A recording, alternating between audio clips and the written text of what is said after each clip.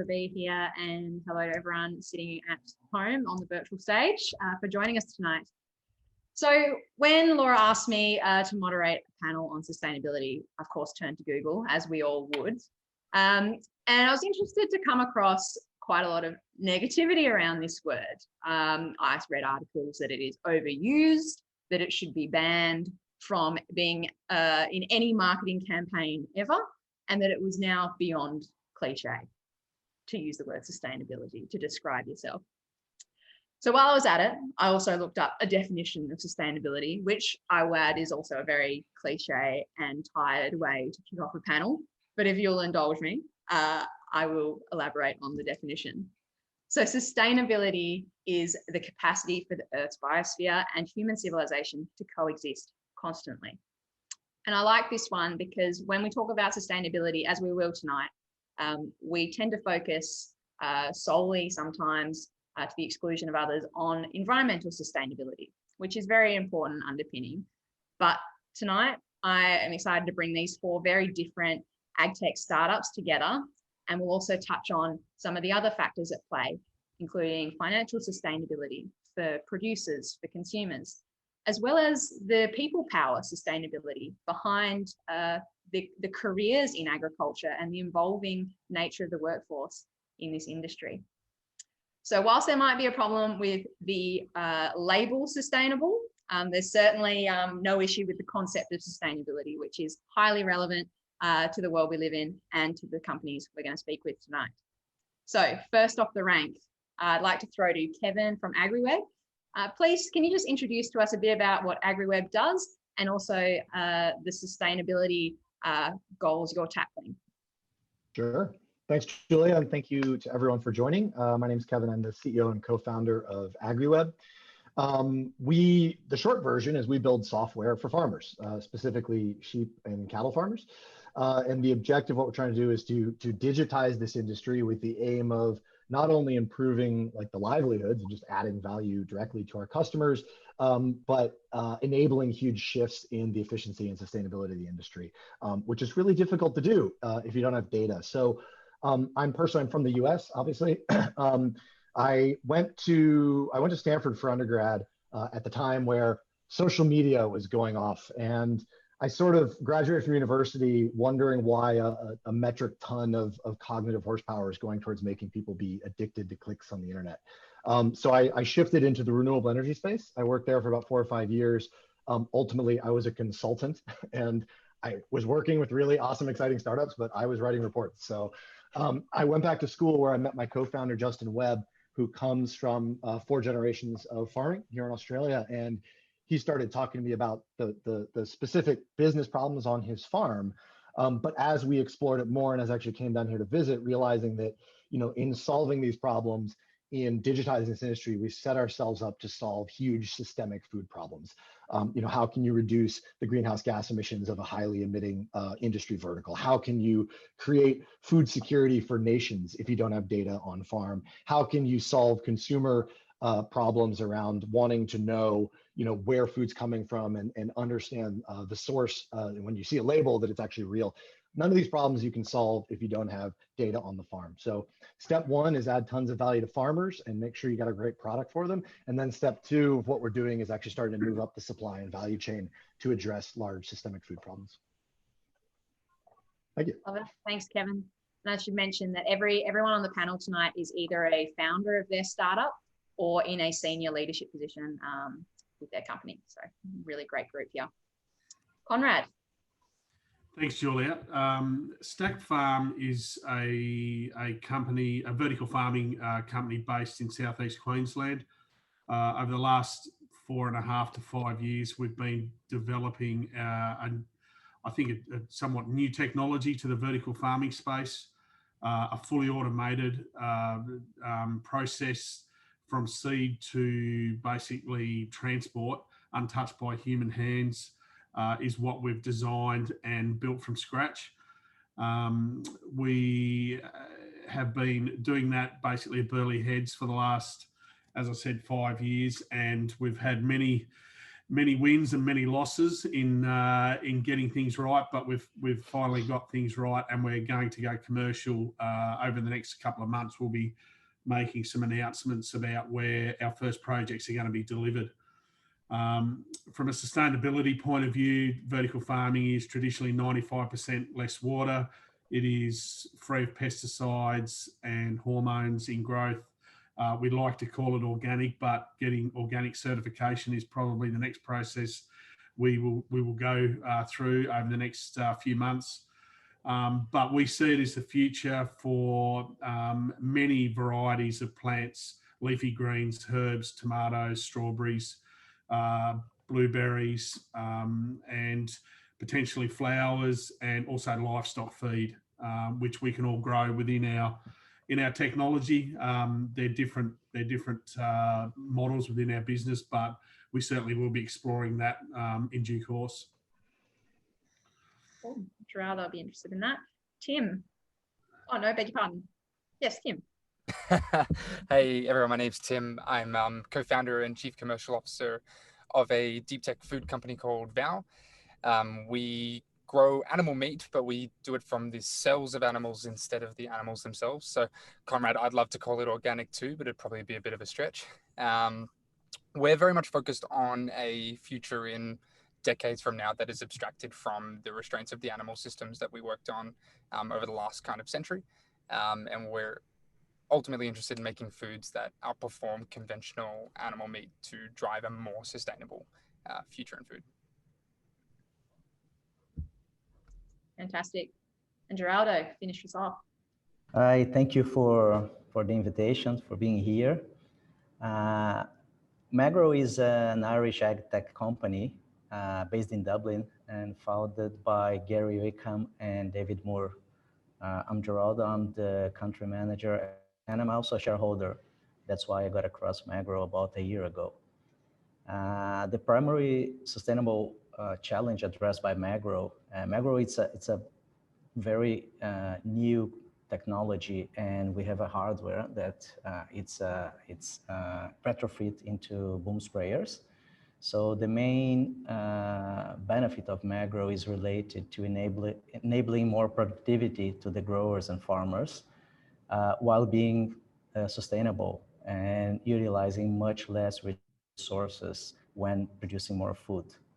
So when you think about conventional spray technology, approximately 70% of pesticides, which are the crop protection products, do not hit or stay on the intended target. So when farmers and growers, they spray the crops, either a lot of this go to the air, like the airborne drift, or runs off and end up going to the rivers and streams, causing a lot of pollution. So Magro technology acts directly by helping the farmers to cover a much bigger part of the crop, utilizing much less water and much less chemicals.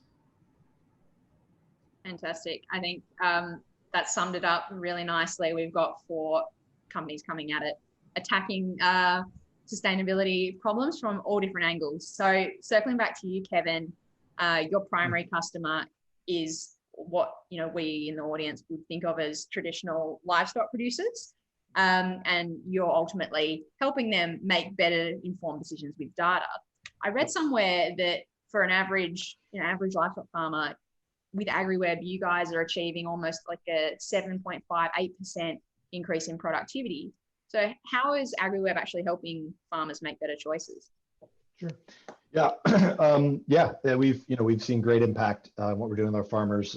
7.5 is the average. We've seen up to 30%. So we've had some pretty exciting impacts. And the short answer is it depends. It depends on the type of operation you're running. But I always find it better to think in stories. So when I first moved to Australia, I had the benefit of being a city boy and having no idea about anything I was looking at on a farm. And I had the benefit of asking what seemed to be really dumb questions at the time. So I'm walking around a farm, and this person is telling me about how they just spent $400,000 on this incredible feed supplement because their neighbor down the road did it. And so I said, well, okay, what is that doing? How does that benefit you? And the answer was, I have absolutely no idea because there's no data being tracked, right? So it's a simple story that highlights a huge problem, which is there is no iterative improvement that's happening on these farms because they have no data to back up what's going on. And at its most basic, livestock farming is, what you produce, your weight gain and your efficiency of feed conversion, minus the reproductive and fertility improvements you can make, minus your cost of production. And on both sides of that equation, there's an incredible lack of understanding of what's going on. So by making it really simple for people to track this data, they can improve those things. They can look at cost of production. They can change the way they manage, which has huge improvements in their bottom line. We have a recommendations calendar that we use, and one of our customers made a 1-week shift in when they shear sheep, and saw a 20% improvement in fertility simply based on that. So sometimes it's very simple changes that have huge outsized impact, but at the crux of it, it's about data. How can we solve these problems? How can we improve one season onto the next if we're not actually seeing what's working? So AgriWeb is all about how do we simplify the capture of data and then proactively help farmers make the right decisions and the best decisions. And the beautiful thing, and something hopefully we'll touch on later, the beautiful thing is that the better decisions that you can make that reduce your input costs, for example, are great for your bottom line, and they're also great for the environment. And that is, it's a great win-win, and that's what we want to try and encourage and make easy for farmers to do. Yeah, we're coming back to that. Magro, really interesting that you've taken a water efficiency company based in Ireland, what we would assume is one of the most lush, verdant countries that comes to mind, and now set up in Australia. Water conservation seems like a no-brainer to folks who've grown up here, whether you're in agriculture or not. But why is it so important in the Australian market? Well, water is less of a challenge in the Netherlands and Europe in general, but waste and environment is a key issue. So in fact, the Netherlands is the most regulated country in the world around Rith and Magro is regulated and approved for those exacting standards. Water is a huge challenge in many places, as you said, like in Australia, Asia, Africa, and places like California that grows over 50% of the main USA crops, and where 80% of the total available water is used for agriculture alone. So due to a growing population, the world needs to grow the same amount of food over the next 40 years or so as in the last 10,000 years combined. So it's a huge challenge when you look forward what's going to happen. Australia's population is estimated to grow from around 26 million to 33 million in the next 30 years. If you throw in regular droughts, bushfires, and the impact of climate change, and this becomes a huge challenge as a whole. So as you said, I mean, water is not only a problem in Australia, it's probably a big challenge. It's all around the world is a big challenge, and moving forward is going to be more and more challenging. Mm-hmm. So the key is innovation to drive sustainable intensification of food production. And that's where Magro steps in by reducing water use and waste, which runs off into rivers and streams, and help protect amazing natural resources. When you think about Australia, yeah, like the Great Barrier Reef, that are being damaged by the pesticides runoff. Mm-hmm.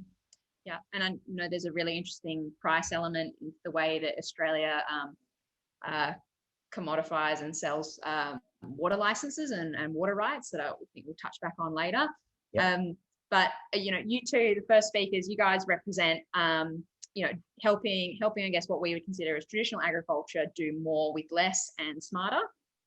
Pivoting to our other two speakers, who are, really to differing degrees, offering completely novel new products to the market, or at the very least, incredibly new methods of production.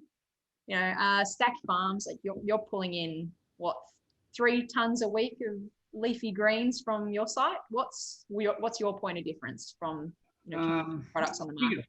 Firstly, our point of difference, and the main reason why I invested into the business, because I come from a food production background, is firstly quality of produce. safety of the actual product itself, and continuous supply. And and I come from an airline catering background where one of our biggest burdens was foreign objects, whether it be insects, spiders, sand grit, and contaminants in salad products that go on aircraft. And when I was fortunate enough to come across Stack Farm, that solved all of that problem straight away. It just ticked that big box. And I was unawares of, to be honest, the sustainability success behind it.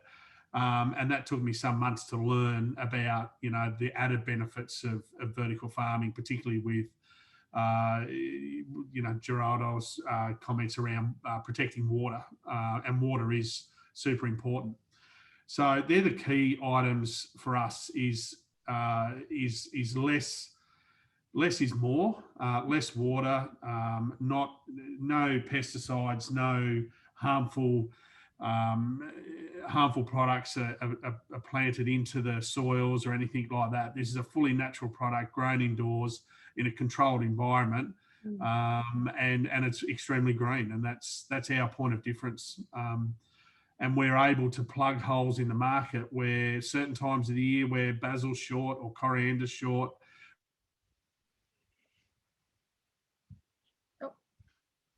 Oh, we lost Conrad, but I think I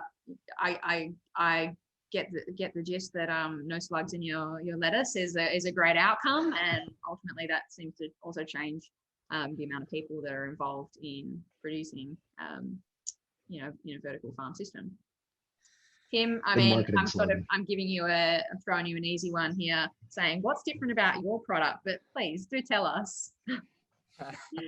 Very different. Yeah, look, it's pretty different.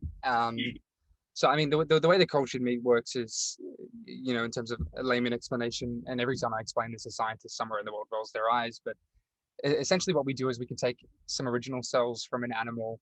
They're the stem cells. They're in a state that is essentially the neutral cell. But these cells are the building blocks of what makes meat. So muscle cells, connective tissue, and fat cells.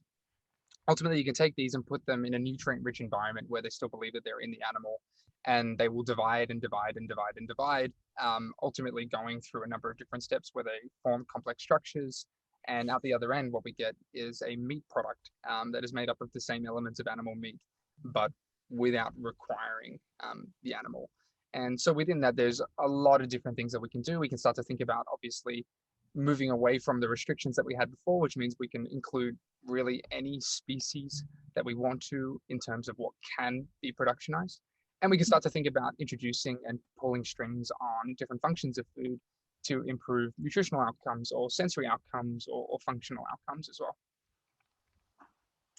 Yeah, not to mention, different exciting exotic species altogether that we perhaps haven't tried. Totally. Yeah. Cool. So on that front, you two both mentioned organic and sort of had a bit of a chuckle about that between yourselves. A lot of people might use organic as a proxy for sustainability or a sustainable product. What do you have to say about that? Look, again, like I don't know too much about the process for getting an organic accreditation personally. It's because I'm never really seeking to get an organic accreditation for cultured meat. I don't think, if it's saying that we don't have that, then we're not sustainable, then I think that that's a total misnomer. Ultimately, at the end of the day, what we're trying to do is, like, I'm terrified. George and I, we started Vow because we're terrified. There is 10 billion people in 2050 that are going to be eating food. If we continue to leverage the same systems that we have right now, which are not fit for purpose for a much smaller population, then we're in massive, massive trouble. And so sustainable options are the ones that look forward to 10 billion people and go, cool, how do we create a system that's fit for purpose? And I think if we hold ourselves accountable to the stipulation of organic, then we're probably going to be moving a little bit slower than we need to, and potentially too slow, ending up with irreversible damage to the earth. Yeah, and correct me if I'm wrong, but I thought that actually there was bizarrely a rule against if it's not grown in soil, you can't apply for the accreditation. It's not a grown product. Conrad, cool. What about you? Are you interested in it or too hard? No, I've heard that rule, and it's interesting that the US, through their governing body, have a much different outlook into the Australian bodies. I would like to think, and I agree with Tim, we're not going to go and search for accreditation. I'd like to think that potentially there's a new category created within supermarket shelves that it's a sustainable category, and start developing some stories around new technology and sustainability rather than just organic certified, which, let's be honest, it's pretty flawed. And I'd like to think that's where the market might go in time. Sticking with labels, in my work at Sprout-X, I'm aware that many producers in ag are a bit perhaps resistant to the label of sustainability, because for them, making good choices about what you're doing with your property, with your long-term fertility, is just doing good business, right? Mm-hmm. So I guess at what point do we need to do away with labels?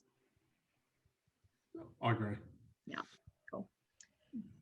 Magro and AgriWeb, this one's for you. So the price point perhaps, and I'll give Conrad and Tim a chance to respond to this assumption actually, but the price point associated with more premium or ethical, sustainable goods is sometimes higher for the consumer. But implementing sustainable practices on farm, does it always have to be a hit to the wallet for the producers?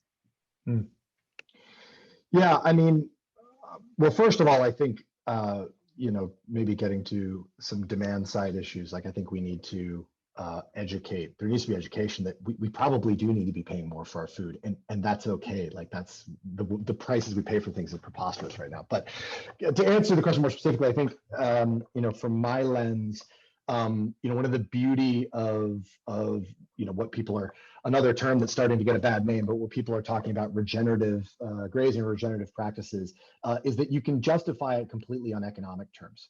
Right. So the biggest cost factor, like the biggest thing you have control over as a farmer, is your input costs. You don't control the weather, and you don't control what the prices are, what commodity prices are. So if you reduce your input costs, you save money, right? And then the follow on is, as you start to work with these practices, you can increase the productivity of your soil, which then allows you to grow more crops, which then allows you to have more stock, which increases now your top line. So first we address the bottom line. Now we're at the top line. And then finally, in this entire time, you're sequestering carbon by increasing this organic matter. And then finally, in a properly run operation that's engaging in regenerative practices, you're increasing hugely your diversity of your crops, of your produce, and what you're actually selling, which now makes you more resistant to the price shocks that can happen across different commodities. Simply by having more things to sell, you're hedging your bets in the long term. So when done really well, and there's a lot of great case studies of out there, it actually massively increases the profitability of these farms.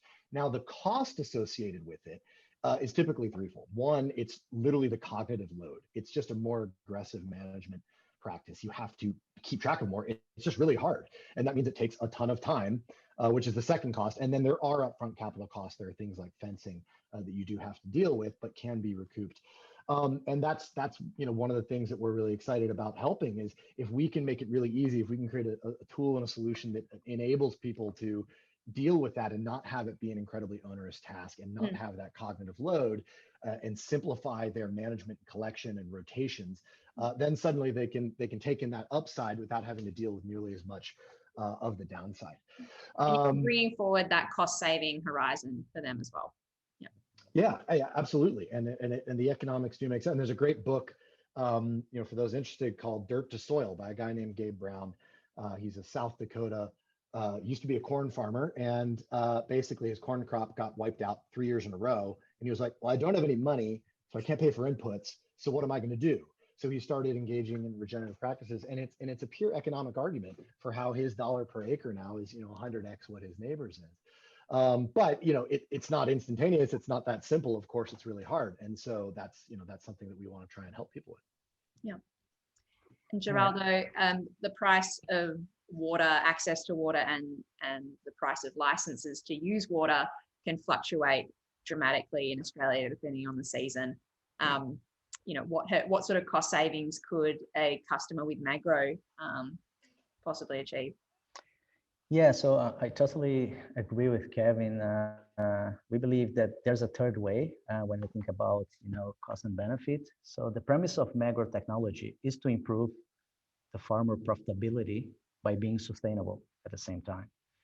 So in one hand, we solve the technical compromise between drift and coverage when spraying the pesticides, and Magro ensures growers no longer have to compromise between profitability and the environment to balance. So we have cases in Texas with the cotton grower and with other kinds of crops where the growers are utilizing 50% less rate, which means the combination of water and chemicals when they spray the crops. So they are saving a lot in terms of pesticides, water, labor, because it means less spray events. And they're getting a better productivity because they are covering better area or bigger areas, utilizing less resources. So as you said, in Australia, the price of water can fluctuate a lot, and it means a lot of investment from a farmer's perspective. And Magro, that's the main objective, or the main focus of the technology, is to enable the farmers, the growers, to utilize less resources, make, at the end of the day, more money, and produce more. Right.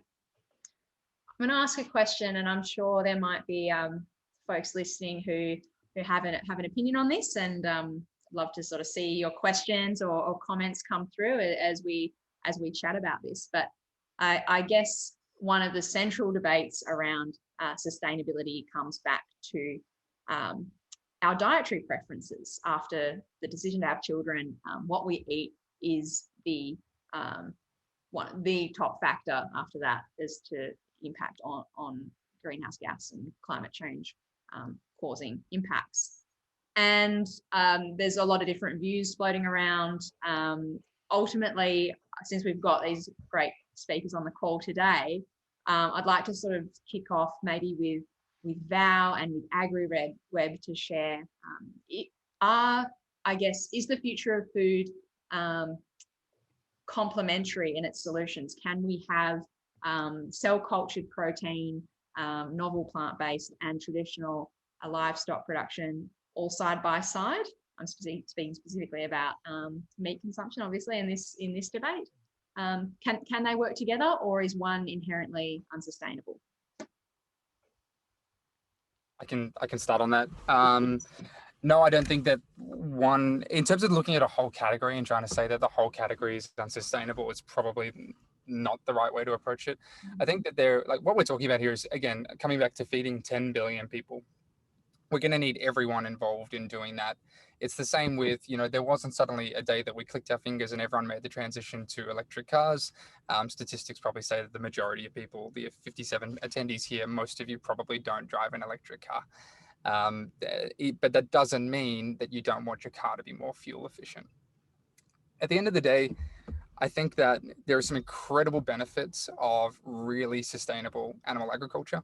There's carbon sequestering, there's regenerative agriculture that contributes immense benefits from an ecosystem perspective. It's not that side of things that I'm really worried about when we look at the future. It is inherently factory farming, and this idea that at the end of the day, Kevin, you made a really good point that people should be paying more for their food, but that's just not the way that people work. Ultimately, at the end of the day, people are going to make a decision with their wallet. There's over a billion vegetarians in the world right now who are that way by circumstance, not that way by choice. By the time that meat is suddenly available and more affordable for them, they will start purchasing meat, and then they will do that using the systems that make it as cheap as possible, which also happen to be the ones that are totally destroying the earth. And so I want to see a balance of all three of those things that you mentioned, Julia, but in the right balance, in a balance that's setting us going forward from a sustainability perspective, instead of right now where we're going remarkably backwards. Yeah. Tim took the words right out of my mouth. He even hit the same example I was going to use. Kill me, Tim.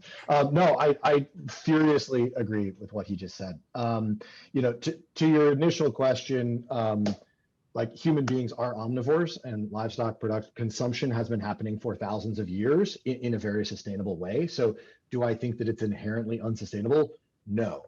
Do I think that the way we're currently doing it is unsustainable? Yes, absolutely.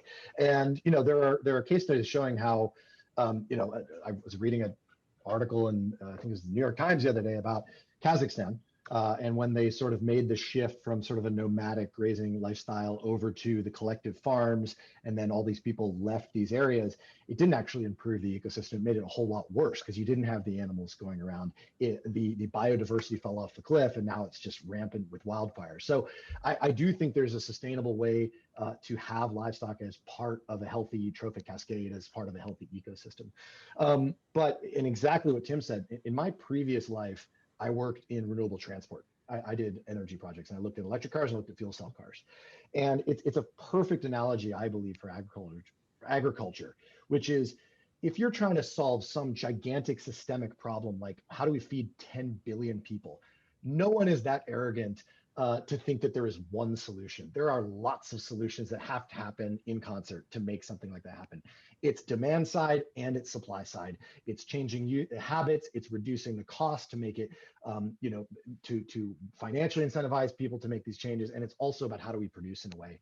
And to your point about electric cars, right? It's like electric cars are fantastic. Whatever you think about Elon Musk, put that to the side, right? Tesla has unquestionably, from a brand perspective, made electric cars mainstream and prompted all of the major car companies to focus on their electric cars. And yet, despite that, and despite being around for more than a decade, Tesla sold 500,000 cars last year out of the 75 million that were sold in the world. So it's going to take decades. I think Tim even said at the beginning, right? It's going to take decades. I love cultured meats. I'm all about it. But what other things can we do? As these technologies, get to scale, as these technologies, get to the price point that's going to make them ubiquitous and widely commercial, to help solve this problem. So I totally agree with what he said. It's going to take a lot of companies, every company on this call and hundreds more, working on all these different parts of the system if we're going to solve something as enormous as climate change. So, yeah, great question and love the answer, Tim. I also just to add to that, Julia, I do want to express a potentially polarizing opinion because it makes these way more fun. I do think that in like 40 or 50 years from now, people will, to almost a finite, almost no extent, be eating animals. I don't think people are going to eat animals anymore in 50 years. In the same way that if I said to you that everyone's going to drive an electric car in 50 years, everyone would be like, yeah, that probably makes sense. They're going to reach the cost effects where the better car, and ultimately the one that's cheaper to run and better to drive, is not going to have a combustion engine in it, and therefore everyone starts to drive electric cars. Similarly, I think that that's the way that food is going to go. What's going to happen is ultimately different technologies, be it plant-based or cell-cultured meat, are going to start to outperform what an animal could produce alone. I mean, meat scientists have been working for hundreds of years to change the environment of an animal to have a small impact out the other end on fat marbling or something or other, whereas now we can basically remove that middle and make those adjustments straight away. And so making all these incredible products, it's going to end up being cheaper. I know there's some people on this call that would challenge that, and I'm happy to get into that. But it's going to be cheaper, it's going to be better. And then ultimately animals are going to fall into this circle of compassion because they're no longer utilitarian. And as a result, we're going to stop eating animals because it's probably going to seem absurd. So I just wanted to express that polarizing opinion as well. Geraldo, Conrad, I'll give you a remote if you want to jump in. I know you're not in the meat game directly, but well, potentially we could be in the meat game because we've got an apparatus that can feed livestock, but I do agree that supply and consumption patterns will change over the coming decades. There's no doubt about that. Human behaviour, human trends will change, and I think for the better. That's next generation, my kids and their kids. It's now so taught to them that you need to behave and need to consume in a much more responsible manner. It will change. There's no doubt about it. So I'm enjoying listening to Kevin and Tim. Not so much about electric cars because I'm still a V8 man, but I definitely am interested in the changing patterns of food. Yeah. And Conrad, there are going to be the V8 equivalents in meat eating as well. They're going to be people that are forever going to want to eat the hide of a cow, without a doubt, because of that definite, unique flavor palette that comes through it. Yeah. I mean, and look, I'm not going to furiously disagree with that. 50 years is a long time. I have, think about 50 years ago. I have no idea what's going to happen next 50 years. But you know, I think that directionally, what you're saying, I agree with. Like, it is unquestionably, you know, whether it's the plant-based or cell culture, these things are going to have an increasing market share, which I welcome. That's great. We're going to go from 7 billion to 10 billion. You know, even if it's, you know, a huge market share, it could still not change like what's happening right now. So we need huge impacts to happen. You know, I guess, you know, there are, you know, the time is what's difficult. Behavioral change, it does take generations. It takes decades. I mean, not to go back to the electric cars, but you know, as Conrad just pointed out, right? It's like you go around Northern California and you see nothing but Teslas and Priuses, and then you go into Kansas and it's like the biggest cars you've ever seen are everywhere. So, you know, there are groups that are going to be very resistant to this, and it's going to be a battle, and it's one that I hope Tim wins.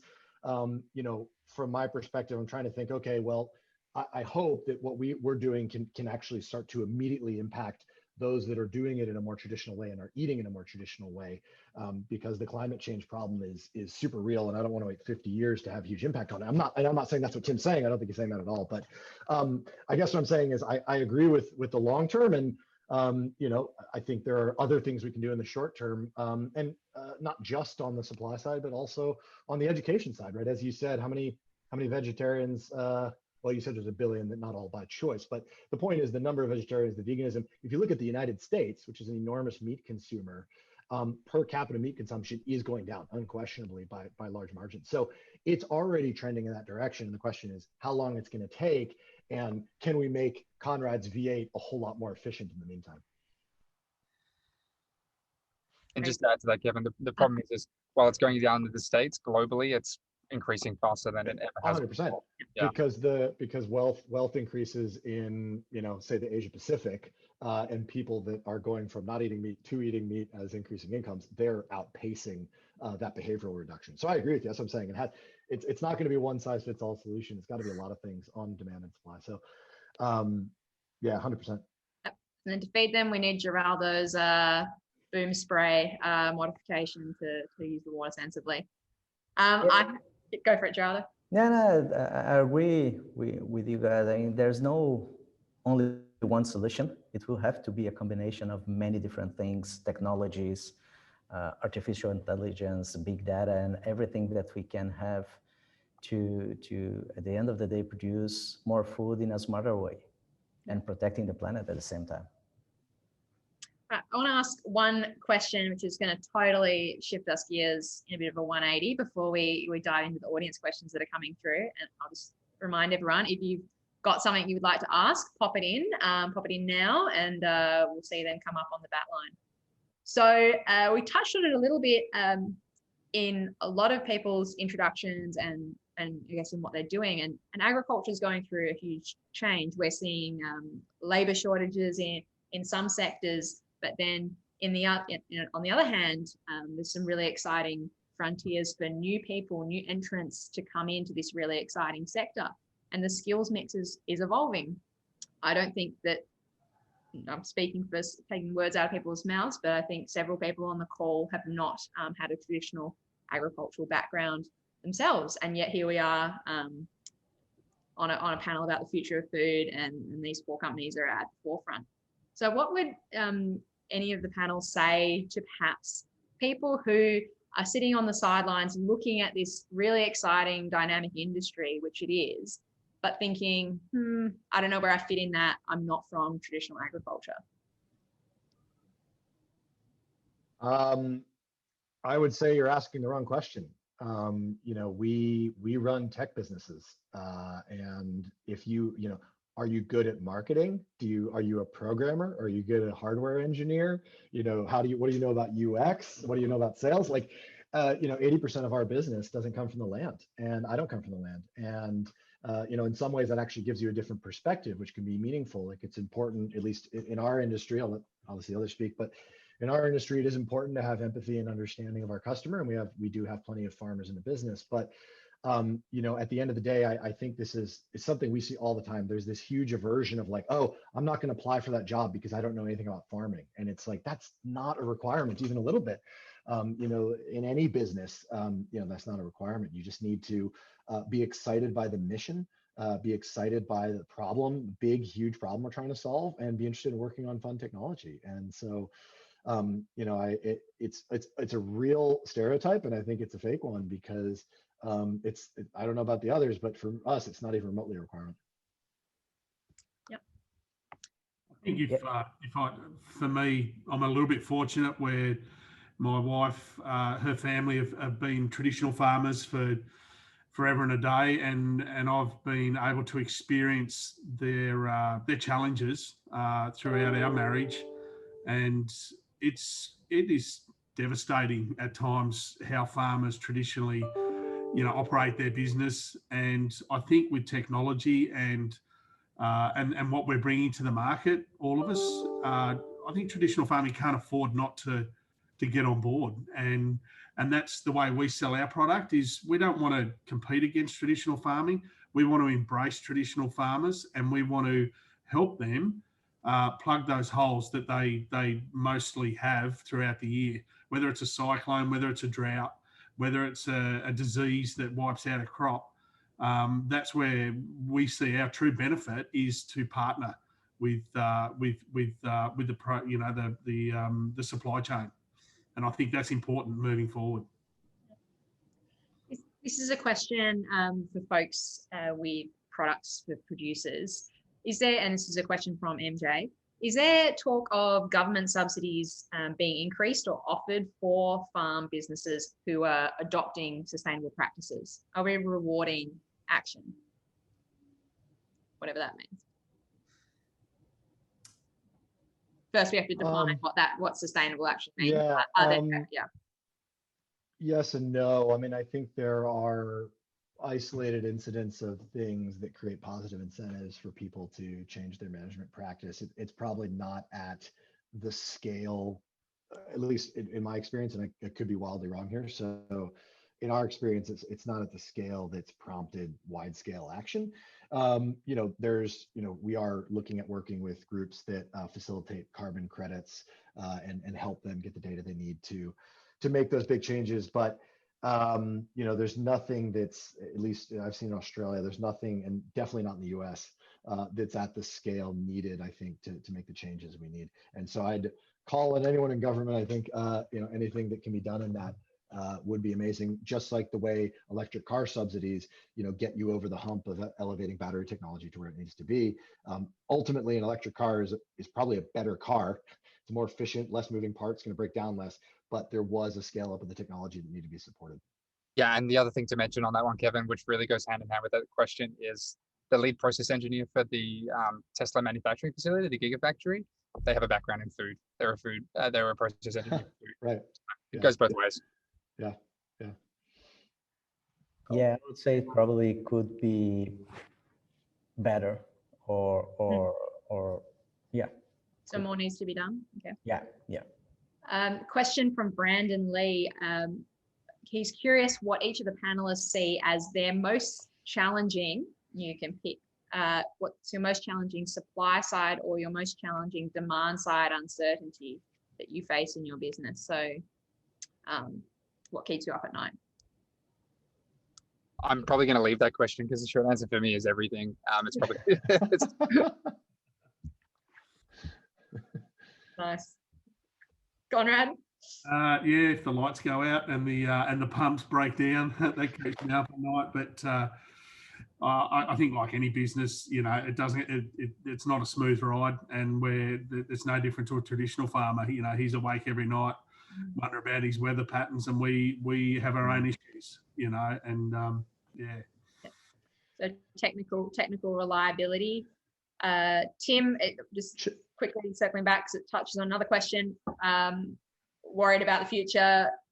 How long in the future until we'll see VOW's proteins on the shelf? It depends where. In the next couple of years, I'm hoping to see our first product sold in somewhere like Singapore that's accelerated on regulation. Australia, hopefully not too far behind. The United States, maybe 4 or 5 years. It really just depends. It's very much a political situation there. But hopefully in the next couple of years is where we'll see it, somewhere like Singapore. Yeah. So I'll give Kevin and Gerald a moment to respond on the what keeps you up at night question. Yeah, I mean, look, weak answer, but change is scary. And whether it's demand side change or supply side change, it's really scary. You know, farmers have been doing something a certain way for generations, and we can make a very articulate economic argument, but like ultimately, you know, people do feel threatened by change. It's very natural, it's very human. And so overcoming, you know, those aversions is difficult. And I think sometimes we have to toe a fine line between trying to encourage people to take something on board without coming off as patronizing in a way that would get them to, you know, reject what we're saying, which ultimately I believe is a win-win on both sides of the equation. So I think that overcoming aversion to change is the thing that keeps me up at night. Yeah, I would, continue to it in terms of for Magro, it is a disruptive technology, and to get all the awareness, and every country we step in, it's very important. We need to do all the case studies. We have a lot of scientific materials, everything that was built the last 6 years. But the main challenge and what keeps me awake is that how do you change behavior with a disruptive technology in a very fast pace? Yeah, I've changed my mind, Julie. I do want to answer this question, only because I also want to address another question that's in there from Paul Wood. What keeps me up at night is this technology not getting to the people that it really matters, which are the emerging nations, the developing nations. I mean, at the end of the day, it's fine to make luxury meats for rich people, but at the end of the day, the impact that we need to make is going to be for billions of people, feeding billions of people sustainably. And the amount of innovation that needs to go into something that people have been trying to do for decades is massive. Doesn't mean we're not going to do it, Paul. We're going to do it, Paul, but it's going to take some time. And the thing that keeps me up at night is how quickly can we bring that to the people that really matter? Hell yeah, yeah. Tim. Touching on that, the financial sustainability piece, and also the ethics. You know, we have to look after our people first before we concern with the ethics of how production is raised. Perhaps didn't phrase that the way I'd like to, but I think I appreciated his comment made once in a debate around animal ethics in agriculture, and just someone reminded the group that it's important first and foremost to think about the people who work in agriculture, our labour force, the people who are putting their health and safety on the line to produce our food, and that they need to be part of the conversation before we perhaps completely focus on one other area. Good question. Another question. There's a few questions around electricity and power. I'll just chat to this one. Another one from MJ. Has anyone considered how to maintain agricultural production in the absence of liquid fuels? Renewables can go so far, but we're yet to see a feasible replacement in the agricultural supply chain. Sorry, Julie, can you repeat the question? Yeah, let me go. So, damn, picked a hard one to finish up on.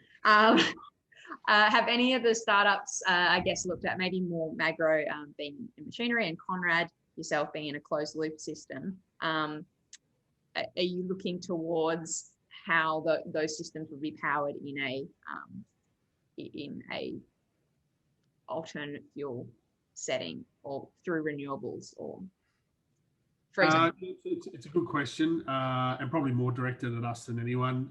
Electricity is one of our bigger costs. Our biggest challenge to reduce those costs. What we have done is design a new lighting system that will draw about 40% less cost than traditional strip lighting in vertical farming, and we're quite excited about where that project's going to lead.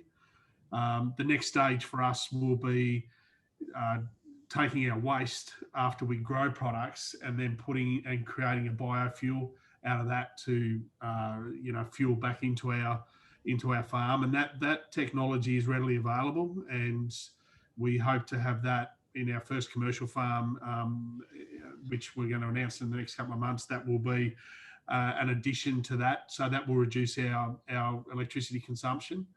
And then, as recent as last week, we've been talking about wind and that playing a role in our farm, and then also on traditional solar. If we can marry all of those together, I mean, our main aim is to become carbon neutral, but we're a few years away from that. But that is certainly our vision and our wish to get. I think, not that it's something we have deep experience with, but looking at greenhouse gas emissions, right? The biggest contributor is manufacturing. It's processing and manufacturing that always consumes huge amounts of energy. And one thing that I hope to see, and I think is starting to happen in agriculture, is for many years, as Tim was saying, it was the consolidation towards factory farming. And now we're starting to see a demand, and actually people able to deliver on that demand, of actually a fragmentation out into specific niches where people can get the type of product they want. And in doing so, hopefully you can at least cut out a huge amount of this transport element, or a huge amount of this consolidation into this one giant place that consumes huge sums of energy, and keep it a little bit more localized and fragmented, but in a way that consumers are willing to pay for. So don't know if that's a perfect answer, but something we definitely think about. And for Magro, the good thing is there's no electricity needed. So Magro has no electricity or moving parts. It's a lot of technology behind. It's based on magnets, which in different shapes, power and different forms and positions. When the fluid passes through this whole system, it changes the physical properties of the water droplet when it goes to the sprayer line. So there's no electricity needed, no moving parts, no or very few maintenance required. So that's another reason that we really think and it's a great opportunity for the farmers. Cool.